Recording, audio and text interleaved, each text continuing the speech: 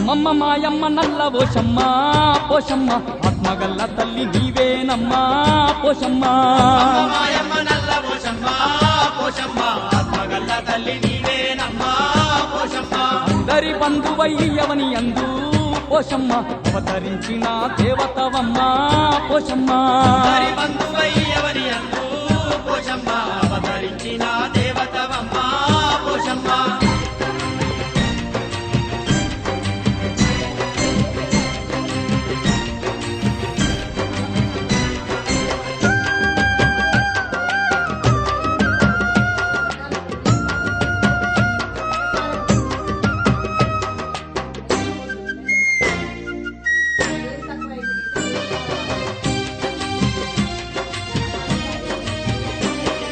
కైలాసవాసుడు నిన్ను పంపిస్తే